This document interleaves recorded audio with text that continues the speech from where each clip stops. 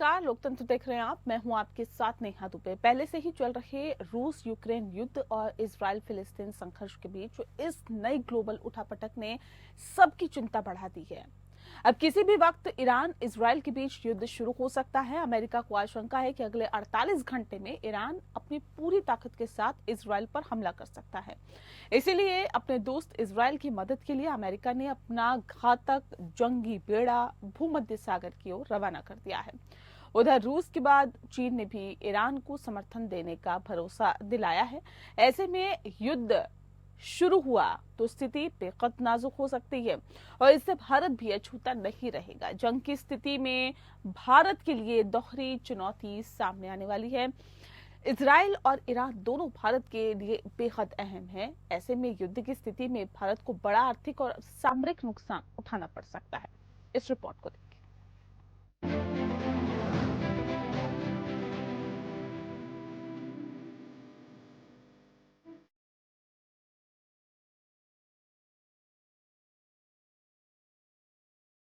Israel के खिलाफ Iran ने युद्ध का बिगुल फूंक दिया है और किसी भी वक्त ईरान इजराइल पर हमला कर सकता है।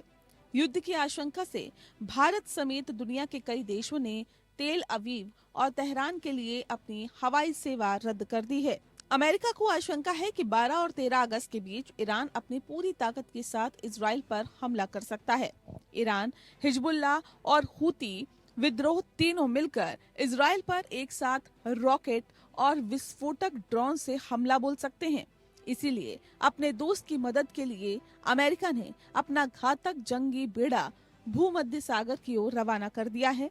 अमेरिकी defence secretary general Lloyd Austin ने guided missile submarine USS Georgia को मिडिल ईस्ट जल्दी पहुंचने का आदेश दिया है। घातक 154 लैंड अटैक टोमाहॉक क्रूज मिसाइलों से लैस ये सबमरीन तेजी से मेडिटेरियन की तरफ जा रही है। इसके अलावा तीसरे कैरियर स्ट्राइक ग्रुप के साथ यूएसएस अब्राहम लिंकन भी इसी तरफ जा रहा है। वहां पहले से ही USS Theodore Roosevelt carrier strike group मौजूद है। इस पूरी कवायद का मकसद सिर्फ इतना है कि अमेरिका किसी भी तरह से ईरान, इराक, जॉर्डन, सऊदी अरब, लेबनान, यमन और ईरान के अन्य समर्थक देशों की तरफ से दागी गई मिसाइलों को इंटरसेप्ट कर सके, जरूरत पड़ने पर जवाबी हमला या स्ट्राइक कर सके। उधर मध्य पूर्व में बढ़ रहे तनाव के बीच रूस ईरान के साथ खड़ा है, तो वहीं अब चीन भी ईरान के साथ खुलकर खड़ा हो गया है। चीनी विदेश मंत्री वांग यी ने रविवार को ईरान के कार्यवाहक विदेश मंत्री को फोन कर समर्थन का भरोसा दिलाया है। चीन ने तेहरान में हमास प्रमुख इस्माइल हानिया की हत्या को ईरान की संप्रभुता का उल्लंघन बताया है। चीन ने कहा कि संप्रभुता, सुरक्षा और राष्ट्रीय गरिमा की रक्षा में वह ईरान के साथ खड़ा है। यानी इस जंग में ईरान के साथ रूस, चीन समेत कई इस्लामिक देश हैं। तो इजराइल के साथ अमेरिका, ब्रिटेन, फ्रांस समेत ज्यादातर पश्चिमी देश हैं। लेकिन इस संकट से भारत भी अछूता नहीं रहेगा। भारत के विदेश मंत्रालय ने एडवाइजरी जारी कर ईरान और इजराइल जाने के प्रति नागरिकों को सचेत किया है। जंग की स्थिति में भारत के लिए दोहरी चुनौती सामने आने वाली है। भारत को बड़ा आर्थिक और सामरिक नुकसान उठाना पड़ सकता है।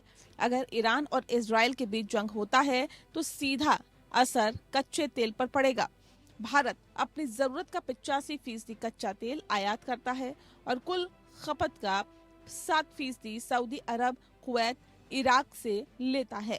ऐसे में भारत के लिए ये जंग बड़ी चुनौती बन सकती है। कच्चे तेल के अलावा भारत इजराइल के बीच हथियार समेत अरबों डॉलर का व्यापार होता है, जो इस जंग से प्रभावित हो सकता है। इजराइल और ईरान दोनों भारत के लिए अहम है। इजराइल भारत का स्ट्रेटेजिक सप्लायर है, तो सेंट्रल एशिया रिपब्लिक और ईस्ट यूरोपियन देशों तक कनेक्टिविटी के लिए ईरान अहम है। लेकिन भारत चाबहार पोर्ट में ईरान के साथ मिलकर काम कर रहा है। अब इजराइल और ईरान के बीच जंग किसी भी वक्त शुरू होने की आशंका जताई जा रही है, तो भारत की चिंता स्वाभाविक है। Bureau report, APN. तो इजराइल के खिलाफ ईरान ने युद्ध का बिगुल फूंक दिया है और किसी भी वक्त जी हाँ, किसी भी वक्त ईरान इजराइल पर हमला कर सकता है। युद्ध की आशंका से भारत समेत दुनिया के कई देशों ने तेल अवीव और तेहरान के लिए अपनी हवाई सेवा रद्द कर दी है। तमाम और भी कदम उठाए हैं, लेकिन हम समझने की कोशिश करेंगे कि इन दोनों देशों के बीच भारत आखिर किस तरह से आगे कदम बढ़ाएगा या किस तरह का असर भारत पर पड़ सकता है। क्या कुछ भारत की तरफ से आप कदम उठाने चाहिए और अभी तक भारत की जो रणनीति रही है वो कैसी रही है, इस विषय पे तफसील से चर्चा करने के लिए खास मेहमान हमारे साथ मौजूद है। उनसे आपका परिचय करा देते हैं। इस वक्त हमारे साथ जयेश सोढ़ी साहब है, रक्षा विशेषज्ञ। सर, बहुत स्वागत है आपका। करोड़े सिंह जी हमारे साथ जुड़ गए हैं, जो कि विदेशी मामलों की जानकार है। सर, बहुत स्वागत है आपका। और संतपाल राघव जी हमारे साथ जुड़ गए हैं, रक्षा विशेषज्ञ। सर, आपका भी बहुत बहुत स्वागत है। सीधे सबसे पहले रुक कर लेते हैं जयेश सोढ़ी साहब का। सूर्य जी, किस तरह से देखते हैं, ईरान और इजराइल के बीच कभी भी युद्ध हो सकता है और ईरान कभी भी इजराइल पर हमला कर सकता है, कैसे इसे देखते हो? और ये भारत के लिए क्या वाकई लगता है कि बहुत ही चिंताजनक स्थिति हो जाएगी? जय हिंद नेहा जी। जय हिंद सर। ये मेरा सौभाग्य है कि मैं आपके न्यूज चैनल और विख्यात को पैनलिस्ट के साथ हूँ। कुछ दिन पहले 2 अगस्त को इजराइल के रक्षा मंत्री योव गैलांट ने बयान दिया था कि अब जो इजराइल पे हमला होगा वो 7 तरफ से होगा या 7 फ्रंट वॉर होगी। और 6 अगस्त को जो ऑर्गेनाइजेशन ऑफ इस्लामिक कंट्रीज की विदेश मंत्रियों की मीटिंग जेडा सऊदी अरेबिया में हुई, वहां सारे 57 मुस्लिम देशों ने ये प्रण लिया कि इस बारी इजराइल को एक सबक सिखाना है। जो बात अमेरिकी राष्ट्रपति जो बाइडेन पिछले साल 7 अक्टूबर से करता है कि जितना लंबा ये जंग इजराइल अपने लिए खींचेगा हमास के साथ, उतनी दिक्कतें इजराइल के लिए होंगी, और ये बात उनकी सही और सटीक साबित हुई दिखती है। नेहा जी, कुछ दशक पहले इजरायली डिफेंस फोर्सेज ने कई मोर्चों पे कई अरब देशों को एक साथ हराया, लेकिन सब कुछ बदला 1973 की योम किपुर युद्ध के बाद, क्योंकि उसके बाद इजरायली डिफेंस फोर्सेज ने 2 बड़े रक्षा सुधार किए, जिनकी वजह से आज उनकी सेना उतनी ताकतवर नहीं है जितनी दशकों पहले थी। और 2007 के बाद रूस और चीन की पूरी मदद से अरब देश आज आर्थिक और सैनिक तौर पे बहुत ज्यादा मजबूत हो रखे हैं। जहां तक भारत पे इस युद्ध का फर्क पड़ेगा, भारत पे दो बड़ी चीजों का पे फर्क पड़ेगा। एक तेल, जैसे आपने ओपनिंग ग्राफिक्स में सही बताया कि हमारा अधिकतर तेल मिडिल ईस्ट से आता है और उस पे बहुत प्रॉब्लम आएगी, क्योंकि जो भी ये देश युद्ध में जाएंगे वो पहले तेल अपने लिए रखना चाहेंगे। दूसरी चीज, इजराइल से हम काफी डिफेंस इक्विपमेंट इंपोर्ट करते हैं, और अगर इजराइल इतने बड़े मोर्चों पे युद्ध लड़ेगा तो ये स्वाभाविक है कि वो हमारी रक्षा जरूरतों को पूरी तरह से दे नहीं पाएगा, और इससे हमारी सैनिक पोटेंशियल में भी काफी एक झटका लगेगा। तो ये जो 7 फ्रंट वॉर जो कि बस अब होराइजन पे है और किसी भी वक्त हो सकती है, ये दुनिया के लिए तो सही, भारत के लिए भी बहुत दिक्कतें पैदा करेगी। जी बिल्कुल, भारत के लिए भी बहुत दिक्कतें पैदा करेगी। संतपाल राघव जी, सवाल इस बात को लेकर भी है, देखिए ईरान, हिजबुल्लाह और हूती विद्रोही तीनों मिलकर इजराइल पर एक साथ मिसाइल, रॉकेट और विस्फोटक ड्रोन से हमला बोल सकते हैं, और अमेरिका ने भी अपना घातक जंगी बेड़ा भूमध्य सागर की ओर रवाना कर दिया है। अमेरिका भी की जो भूमिका है उसे आप किस तरह से देख रहे हैं, और क्या वाकई आपको लगता है कि अमेरिका भी इस युद्ध को लेकर, इस जंग को लेकर काफी सचेत दिखाई दे रहा है?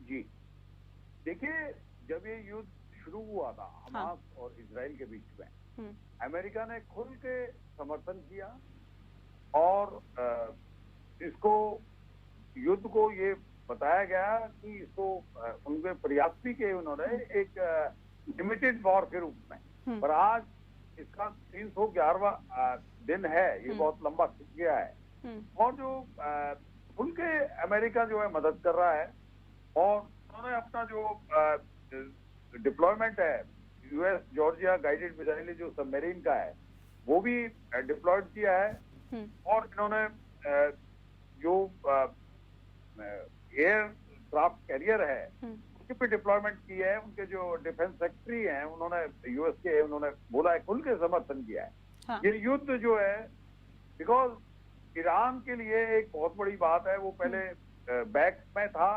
13-14 अप्रैल को देखो उन्होंने ड्रोन कितने भेजे वहां पे, कितनी मिसाइलें फायर की उन्होंने, तो नाउ इजराइल एक फ्रंट में आ रहा है। पहले इजराइल शुरू में वॉर के टाइम पे जो हमास और इसमें था, ये बहुत पीछे था, ये एक स्क्रीन का काम कर रहा था। नाउ ये आगे आ गया। फिर उसके लिए इस्लामिक देशों में, जैसे अभी बताया पैनलिस्ट ने बताया उन्होंने, कि इनकी एक इज्जत का सवाल है।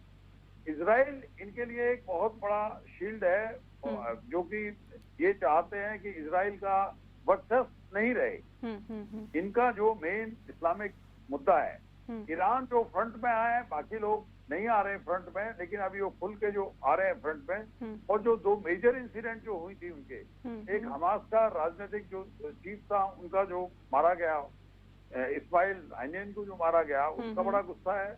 और हिजबुल के जो टॉप मिलिट्री कमांडर थे फुआद शुगर, उनकी भी एक मारने से ईरान को और इस्लामिक वर्ल्ड के अंदर भी एक बदला लेने की भावना है। तो इसलिए ये एस्केलेट कर रहे हैं, इसको जो है वॉर को जो है एस्केलेट कर रहे हैं जी।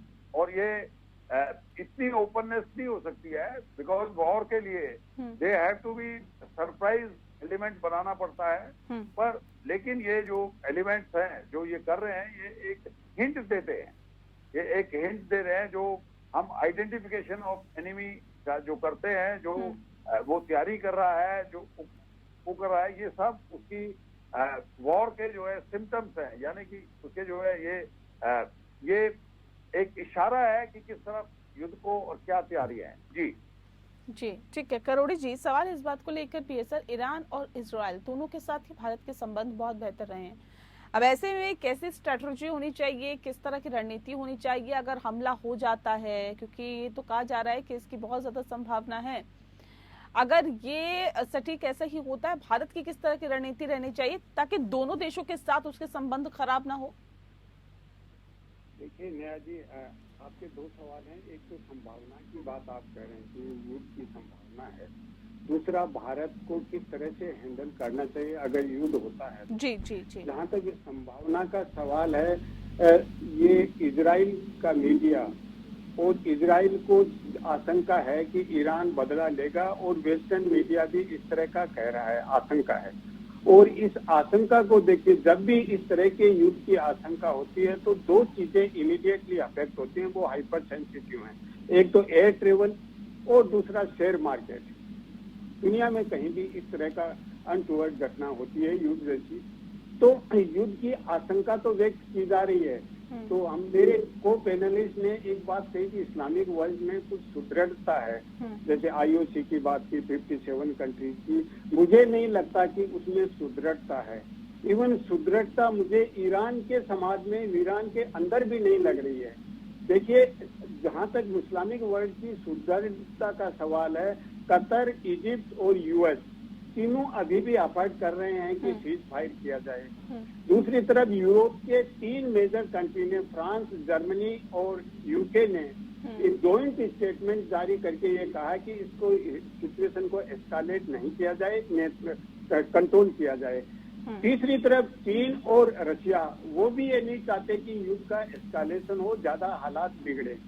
ईरान के अंदर है, वहाँ भी दो अलग अलग गुटों में बंटे हुए हैं। कुछ जो लीडर्स हैं वो चाहते हैं कि इजराइल को कुछ पाठ पढ़ाया जाए, कुछ ये चाहते हैं कि अभी इस समय नहीं, इनडायरेक्ट किया जाए। एक अन्य जो फैक्टर है, वो इजराइल अगर युद्ध करता है जॉर्डन के थ्रू होता है, और जॉर्डन का इजराइल के साथ एंगेजमेंट चल रहा है। वो ईरान के किसी भी फ्लाइट को या किसी भी एक्टिविटी को अपनी लैंड से नहीं करने देगा। ये स्थिति बिल्कुल स्पष्ट हो चुकी है। तो ऐसी स्थिति में क्या हम युद्ध की आशंका रखें? मुझे लगता है आशंका को हमें केवल मीडिया के बेसिस पे या इस तरह इजराइल के असेसमेंट के, क्योंकि जो युद्ध में इन्वॉल्व होता है उस देश को अपनी तैयारी पूरी रखनी पड़ती है, इसलिए वो आशंका व्यक्त करता है। तो मुझे नहीं लगता कि इस तरह का फुल स्केल वार इजराइल और ईरान में अभी हो सकता है। ये मेरी अपनी अंडरस्टैंडिंग है। दूसरा, भारत वाला जो सवाल है, देखिए, भारत युद्ध के जो परिणाम होंगे अगर होता है तो भारत किसी भी देश से सबसे ज्यादा अफेक्ट पड़ेगा, भारत पे पड़ेगा। भारत की एनर्जी रिक्वायरमेंट है, भारत का ट्रेड अरब कंट्रीज से, मुस्लिम कंट्रीज से, सबसे, इजराइल से सबसे ज्यादा है। भारत की फॉरेन एक्सचेंज है वो अरब कंट्रीज से आती है। भारत की जो लेबर फोर्स है, एनआरआई है, नॉन रेजिडेंट इंडियंस जो लोअर लेवल पे काम करने वाले हैं, वो सबसे ज्यादा अरब कंट्रीज में रहते हैं, तो उनके अस्तित्व का संकट पड़ेगा। फिर इजराइल और ईरान में लगभग 35,000 के करीब लोग हैं, दोनों में मिला के भारतीय हैं, उनको इवेक्यूएट करने की भारत को समस्या होगी। और इसके अलावा अगर हो जाता है तो भारत का ट्रेड वो यूरोप और दूसरे देशों से है वो भी अफेक्ट पड़ेगा, उस पर भी अफेक्ट पड़ेगा, क्योंकि जो ट्रेड होता है वो रेड सी, सुएज कैनाल, मेडिटेरियन सी से होता है, तो फिर पूरी अफ्रीका से राउंड लगा के जब आएगा तो कितना तो टाइम लगेगा, कितना एक्सपेंसिव होगा। तो भारत पे सबसे ज्यादा इम्पैक्ट पड़ेगा अगर एस्कालेट होता है तो। अब भारत को क्या करना चाहिए? देखिए, भारत प्रत्यक्ष रूप से अभी किसी नेगोशिएटिंग प्रोसेस में इन्वॉल्व नहीं है, लेकिन भारत की स्थिति है वेट एंड वॉच की। भारत ये चाहता है कि डिप्लोमेटिक तरीके से, कूटनीतिक तरीके से समाधान हो, लेकिन भारत की ये विशफुल थिंकिंग है। भारत उतना एक्टिव नहीं है कि नेगोशिएटिंग टेबल के पे लाने का प्रयास करे या मीडिएट करे, तो भारत पे इम्पैक्ट तो होगा, लेकिन मुझे नहीं लगता कि युद्ध की स्थिति अभी बनेगी। चीन और रूस भी सपोर्ट नहीं करेंगे और उधर जो वेस्टर्न कंट्रीज हैं वो भी इस सीमा तक सपोर्ट नहीं करेंगे। हाँ, युद्ध की तैयारी दोनों तरफ से है। ईरान ने भी अपनी पूरी तैयारी कर रखी है और इजराइल ने भी तैयारी कर रखी है और अमेरिका ने पूरी तरह से तैयार करके अपने युद्ध पोत और अपनी जो नेवल फोर्स है उसको वहां लगा रखा है और जो मिसाइल्स हैं वो भी तैनात कर रखे हैं। तो वो कर रखी हैं, वो जब होगा जब ईरान युद्ध करेगा। तो मुझे लगता है कि अभी हिजबुल्ला, हूती और हमास तीनों मिलके अपनी सिनर्जी बना के इजराइल पे अटैक कर सकते हैं और ज्यादा एक्टिव रख सकते हैं, क्योंकि पिछली रात को भी 30 मिसाइल हिजबुल्ला ने दागी हैं इजराइल पे। तो ऐसी स्थिति में अब किस तरह से होगा, आशंका तो जरूर है, आशंका व्यक्त भी की जा रही है, लेकिन क्या टर्न लिया जाता है। पर यह भी कहा जा रहा है कि पहले थर्सडे को आशंका थी, अगले थर्सडे को होने वाला है, लेकिन अब उसको एडवांस कर लिया है, ईरान करने वाला अटैक है, अटैक करने वाला है। लेकिन सबसे बड़ी समस्या ईरान के ये है कि इजराइल से बॉर्डर नहीं लगते और जो दूसरे देशों के थ्रू अगर आप अटैक करेंगे तो वो अटैक बड़ी खतरनाक स्थिति का होता है। अगर सीमा लगती दोनों की तो अटैक की संभावना, आशंका सही हो सकती थी, लेकिन ऐसी स्थिति में जब सीमा ही नहीं लगती है तो अब मुझे नहीं लगता कि अटैक की संभावना है। हाँ, प्रिपेयर्डनेस है और दुनिया के देश लगे हुए हैं कि डी एस्कालेट किया जाए, हालात बिगड़े नहीं। जी नेहा जी। ठीक है सर। सोडी जी, सवाल इस बात को लेकर भी है सर, इस जंग में ईरान के साथ रूस, चीन समेत कई इस्लामिक देश है, तो इसराइल के साथ अमेरिका, ब्रिटेन और फ्रांस समेत ज्यादातर पश्चिमी देश देखे जा रहे हैं। अब सवाल इस बात को लेकर है कि क्या अगर इस तरह की स्थिति बनती है, वैसे तो अभी करोड़ी जी कह रहे थे कि इस तरह की स्थिति नहीं बनेगी कि जो हमला है वो किया जाए, लेकिन अब सवाल इस बात को लेकर अगर स्थिति बनती है तो क्या भारत पर भी एक दबाव होगा कि आप एक पक्ष की तरफ आए, क्योंकि दोनों ही देशों के साथ आपके बेहतर संबंध है, लेकिन उस वक्त क्या एक रास्ता चुनना होगा? क्या ये दबाव भारत पर पड़ेगा? नेहा जी, भारत पे कई बारी दबाव पड़ा है, चाहे रूस यूक्रेन युद्ध की शुरुआत से, चाहे इजराइल हमास युद्ध की शुरुआत से, लेकिन भारत बिल्कुल क्लियर है कि हमारी जो फॉरेन पॉलिसी है वो न्यूट्रल और नॉन अलाइंड है। हम निरपक्ष हैं, हम किसी भी पक्ष के साथ नहीं है। तो अगर ये युद्ध होता है, मल्टी फ्रंट युद्ध होता भी है इजराइल से, भारत पे पहले की तरह बहुत प्रेशर आएगा, लेकिन भारत पहले की तरह इस प्रेशर में दबेगा नहीं और भारत वही पॉलिसी अपनाएगा जो हम 1947 से अपनाते रहे हैं कि हम एक नॉन अलाइंड देश हैं। और ये जो हमारी नॉन अलाइंड की पॉलिसी है, इसने हमें 7 दशकों से ज्यादा एक अच्छी स्टैंडिंग में रखा है। आज दुनिया का हर बड़ा देश भारत को इज्जत से देखता है, क्योंकि उसका एक मुख्य कारण ये है कि हमारी फॉरेन पॉलिसी नॉन अलाइंड रही है। हम किसी भी देश के साथ अलाइन नहीं हुए हैं। हमने 2 ही चीजें देखी हैं अपने स्टैंड लेते समय, हमारा राष्ट्र हित और हमारी राष्ट्रीय सुरक्षा। तो ये युद्ध हो या ना हो, भारत पे दबाव तो बहुत सालों से आ रहा है, लेकिन भारत इस दबाव में दबेगा नहीं। हम पहले की तरह बिल्कुल न्यूट्रल रहेंगे और नॉन अलाइंड रहेंगे। ठीक है, करुण जी एक और सवाल आपसे कि अगर जंग होता है तो उसका सीधा असर देखिए कच्चे तेल पर पड़ेगा और भारत अपनी जरूरत का 85% कच्चा तेल आयात करता है। कुल खपत का 7% सऊदी अरब, कुवैत, इराक से लेता है और ऐसे में भारत के लिए ये जंग जो है वो बड़ी चुनौती बन सकता है। इस तरह की स्थिति आती है, ऑप्शन क्या रहेगा भारत के पास, क्या विकल्प रहेगा? देखिए, भारत के सामने विकल्प है, रशिया से तो अपना तेल ला सकता है, एनर्जी सोर्स रशिया, किससे भारत के अच्छे संबंध हैं और भारत पे दबाव भी बहुत पड़ा कि रशिया पे अमेरिका ने सैंक्शन लगा रखे हैं, यूरोपियन देशों ने सैंक्शन लगा रहे हैं, रशिया के साथ वो एंगेजमेंट नहीं रखे, व्यापार नहीं करे। तो भारत ने स्पष्ट रूप से कह दिया कि हमारा जनता का, हमारे देश का हित हमारे लिए सर्वोपरि है। हम रशिया पे आपके सैंक्शन की वजह से सैंक्शन नहीं लगा रखे हैं। इवन यूरोप के कंट्री भी रशिया से इंपोर्ट करते हैं, तो भारत ने स्पष्ट कर दिया था। लेकिन अरब कंट्रीज में अगर युद्ध होता है तो निश्चित रूप से भारत में एक तरह का एनर्जी संकट आ सकता है।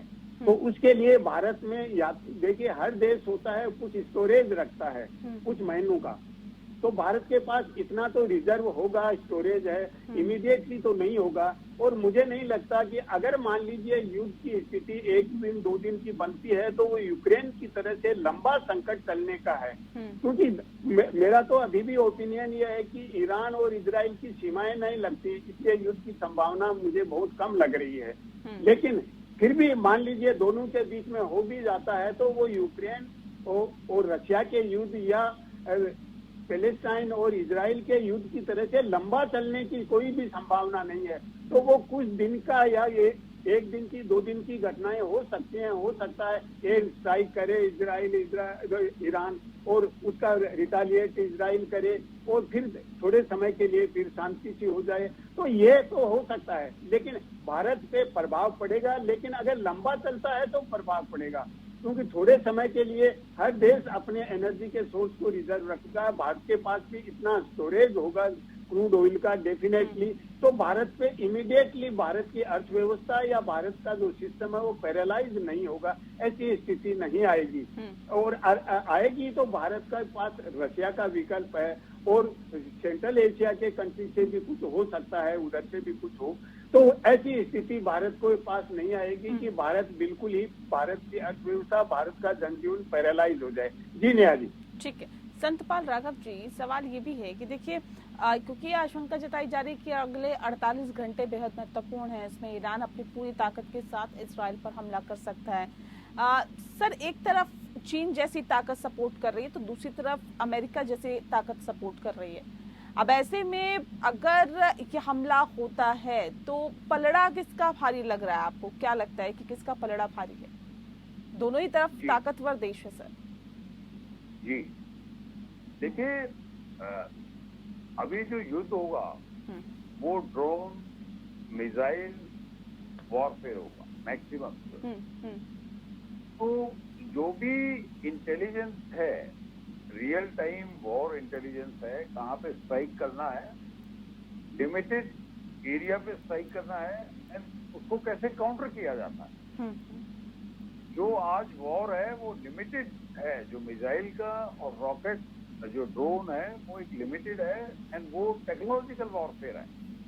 तो उसको जो काउंटर करने के लिए क्या मेजर्स हैं, इजराइल के पास क्या मेजर हैं और ईरान के पास क्या मेजर है और कौन से टारगेट उन्होंने आइडेंटिफाई किए हैं जिसको कि मैक्सिमम डैमेज हो, जो कि एनिमी को क्रिपल कर दे। क्रिपल इन द सेंस कि उसका जो है सब कुछ ध्वस्त कर दे कि वो दोबारा से उठ नहीं खड़ा पाए।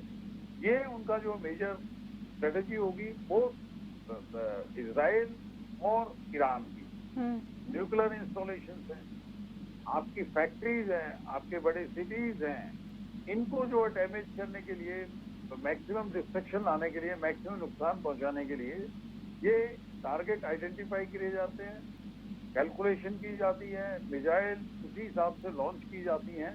तो ये एक वॉर की स्थिति, जो आपने क्वेश्चन था, जो आपका प्रश्न था पलड़ा जो है, पलड़ा जो है वो सिर्फ एक आज टेक्नोलॉजी है जो उसके ऊपर कैसे, उसके पास में क्या इंटेलिजेंस लेवल है, इंटेलिजेंस इन द सेंस कि उसकी खुफिया एजेंसी क्या है, कहाँ उसके टारगेट्स हैं, क्या उसने काउंटर जो उसका किया है, जहां पे वो सॉफ्ट टारगेट देखेगा, बिकॉज आज इंटरनेशनल ग्लोबलाइजेशन है।